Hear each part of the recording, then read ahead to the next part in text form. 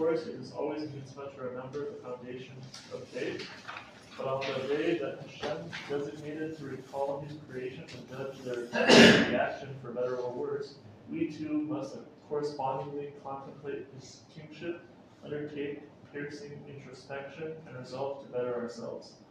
This is the meaning of the commandment to make Rosh Hashanah a zichron teruah. By remembering our faith and extending the yoke of heaven, we tremble with the dread of judgment and the immensity of the responsibility we bear. And this is precisely how we are called before Hashem in a positive light, mitigating the severity of judgment and increasing blessing in the world. So there is a remembering that we do also. Not only that Hashem remembers us on this day, we, in response, make sure to take stock, to remember our beliefs, to remember, and more than remembering, commit to being Hashem's people and Hashem's servants and Hashem's children.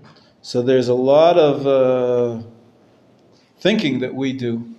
And also, right, the word remember and the word commemoration has an interesting flip to it. It can mean thought, to remember. It can mean to mention, to say.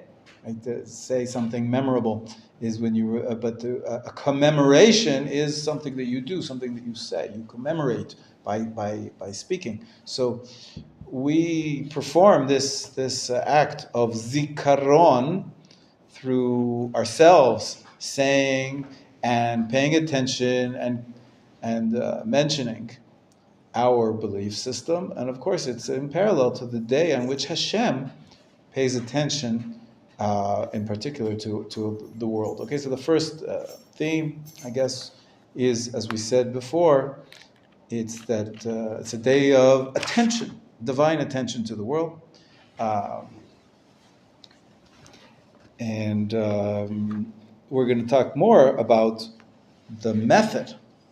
The first method that Hashem tells us to do. How do we do it? It's called Yom Zichron Teruah. Teruah means a shofar blast.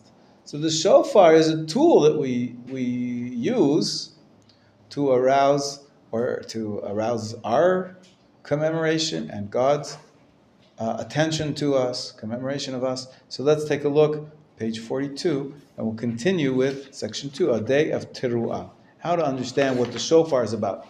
There's a lot of details, by the way. If you look ahead, chapter 4 is an entire chapter about the mitzvah of the shofar. Okay? So this is an introduction to the concept of shofar, but the mitzvah, exactly how we fulfill this mitzvah, is in the next chapter. First, to understand what we're doing, one of the themes, of course, one of the major elements of Rosh Hashanah is the blowing of the shofar. So this is what we're reading here on page 42. Okay? Yosef, why don't you read for us? This Yosef. Day of Teruah. Because Rosh Hashanah is a day of judgment, it is called Yom Teruah, or Midbar. While Tehiyah expresses joy and stability, Teruah alludes to brokenness, dread, crying, and radical change. Thus, Onkelos translates the phrase Yom Teruah as a day of wailing. Similarly, Hashem instructed the Israelites in the desert to blow Tehiyah on the trumpets when they needed to gather the people, as the Tehiyah expressed joy and the togetherness. In contrast, when they needed to go out to war or leave their encampment and move on, they were instructed to blow Teruah. For Teruah represents brokenness and crying over death, which is finished but imperfect, and apprehension about what comes next. If this is the feeling that results from physical dislocation, how much greater is the apprehension surrounding Rosh Hashanah, a time when a person's allotted life for the past year has run out, and his life for the next year has yet to be allotted.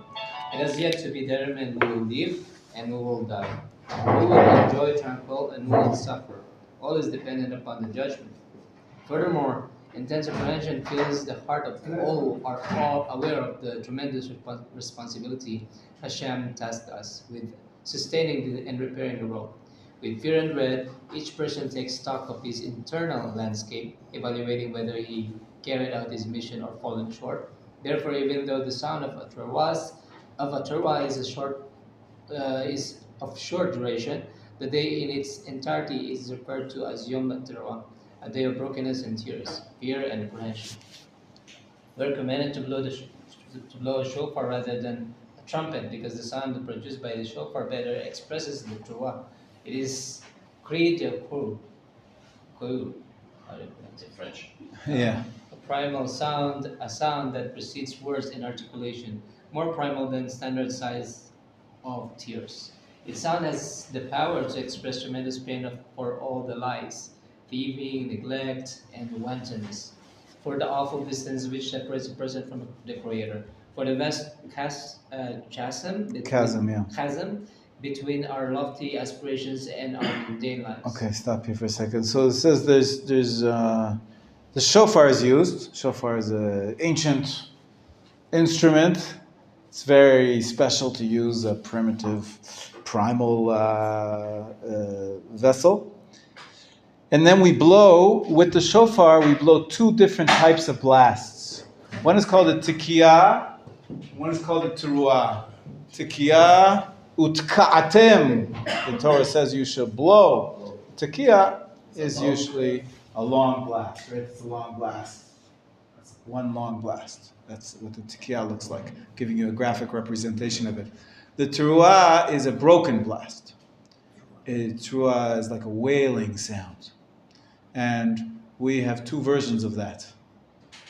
One of them is called, confusingly, teruah, same word.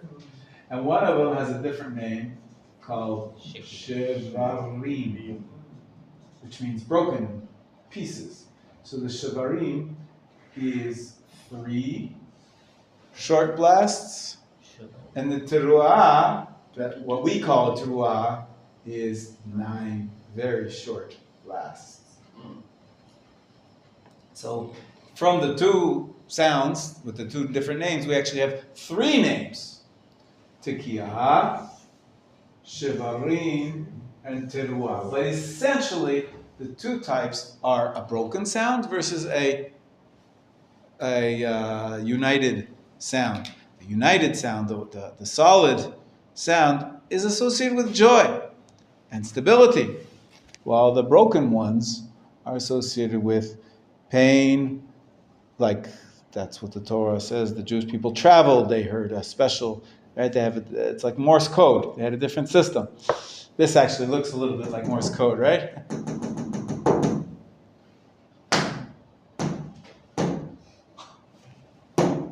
Doesn't really work so well with just without any duration.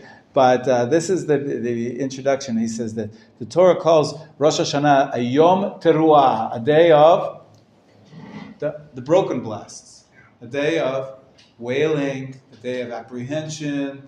That's how we get this everything we've been talking about. We're worried about the judgment because it's called to be, it's Yom Zichron Teruah. So we have remembrance together with the Teruah and the different emotions it's supposed to invoke. Is what we've been talking about. We have to stop here because the time is up. And B'ezrat Hashem, we're going to continue learning, preparing for this special time of year after Shabbat. And hopefully I'll see you all tomorrow. I think everybody